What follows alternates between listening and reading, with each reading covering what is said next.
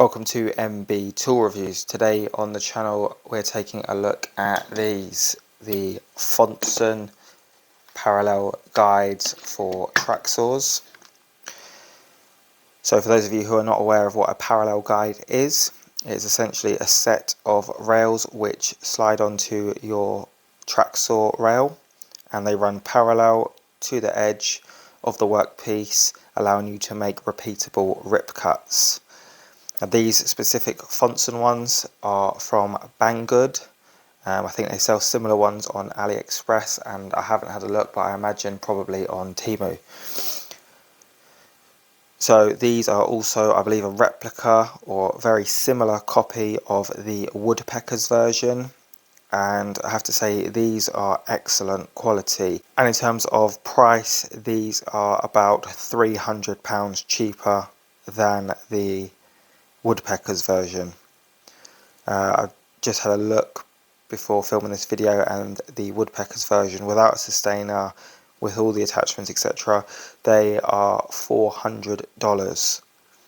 This set was £74.38 with free shipping from Banggood, but $400 is a lot of money to be spending on a set of guide rails.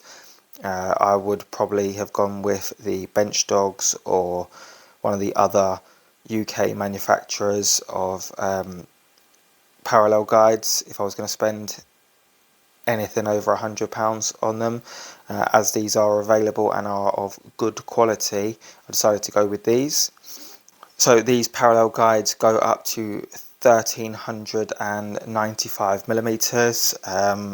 They come in 4 sections, and there's 2 sets, there's 1 and 2 here, but you've got sections like this with these little tabs which screw on with these grub screws using hex keys or Allen keys, and you insert them into one another like so,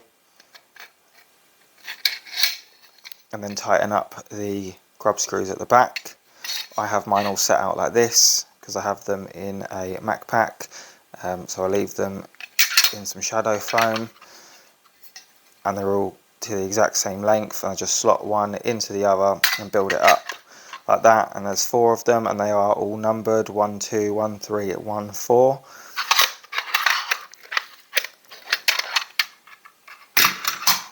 And they take about a minute to assemble, something like that.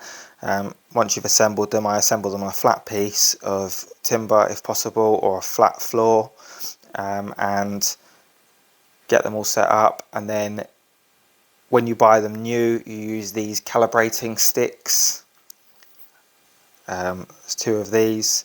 You get these rods which are for calibrating it against your track saw, and you slide it through here and use it to calibrate using a square. You do that the first time. There is also a faster way, which is using these screws to adjust this slightly backwards and forwards. This will give you a much more accurate measurement.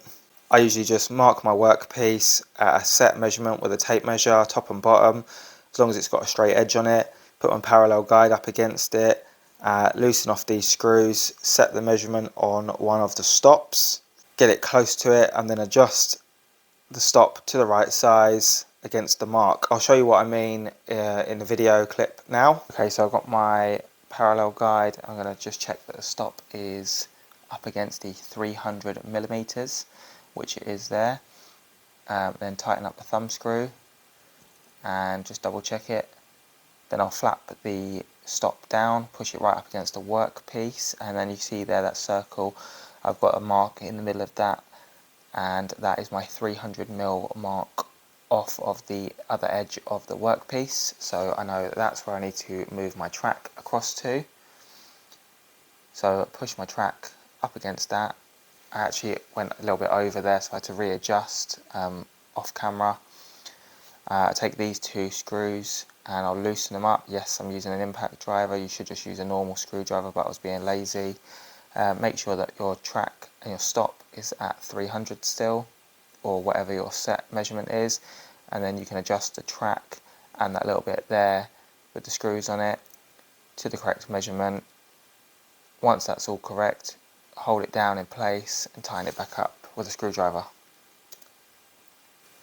As you can see, I just set the measurement and then I adjust it to the mark that I've made. That's usually a much quicker way than using the calibration rods. Now obviously when you buy it, I would advise at least the first time using the calibration rods, and I would watch the video from the London Craftsman. He's got a great video on how to set these up out of the box and how to calibrate them, do your first cuts, all of that stuff. And then he mentions about how to calibrate using the screws. I find that much faster. I don't use the rods anymore, so now when I set up my parallel guides, it's much quicker and it's much more accurate that way as well, because you've set your mark on a flat piece of wood, nice straight piece of wood. You need to have a straight edge. It can't be a crooked piece of wood or anything like that. It needs to be a new factory edge. Set that up against it, mark your size, and then adjust these both sides to that. And that's what these are for, these stops here. They sit up against your workpiece like so, and then this will be in the rail. The rail will obviously have be next to the parallel guide here, as you saw in the video, and that allows you to make fast repeatable cuts. And of course you can have these stops set up on either different tracks like this. There are two separate tracks here, or you can have it set up on the same track. Totally up to your own preference. Once these are all set up, calibrated correctly, the speed of your cuts will drastically improve. You won't have to measure anything. You'll literally just have to push this right up against the workpiece, make sure both ends of this parallel guide are against your workpiece, and rip down whatever size boards you want to. The minimum depth of cut on this is 275, with the stop set up in this orientation. As you might have seen earlier on the video, had the stops set around this way. That would give you a minimum of 310, so make sure they're set up this way. Obviously the bolt on this side here prevents you from having a minimum of 270. The track does say 270 on there, however it's closer to 275 because of the bolt. The bolt is about 5mm or so thick. So there's 270, well it's actually a little bit more than 5mm, but yeah, so the minimum cut depth there is 275. Once you move the stopper away you can see, so between 275 and 280 there. And yeah, if you have this stopper in this orientation, you'll get a minimum of 310 because your workpiece can be butted up against here. With the track fully assembled, as I said, 1395. However, with 1395 you're probably looking at orientating the stops this way and hanging it right to the edge, which may cause some inconsistencies there. You'd have to double check it and make sure it was correct with a test cut, because obviously once you get to about here it could start to become a little bit inconsistent with the cut. Yeah, so 275 to 1395. I suppose anything over 1200 is halfway through a board anyway, so you could just reduce the cut below 1200 and make repeat cuts that way. It's up to you, play about with it, see what you get. Me personally, I've only used this for rips between 300 and 800 so far, and again you don't have to have the track fully assembled. If you're only doing a bunch of 300s, you could just have this little piece here rather than carrying around the whole 1400mm track. So in my opinion these are a really high quality tool. They are a great investment for anyone who has a track saw. Very fast efficiency, high accuracy. It's much more accurate than sitting there and measuring every single cut. Much less room for mistakes. Very good tool. So that's all for today's video. Thank you very much for watching. I hope this video was of some help to you. If it was, please give it a like. And if you have any questions about this tool or any other tools, please leave a comment down below and I will get back to you. And please remember to subscribe to the channel.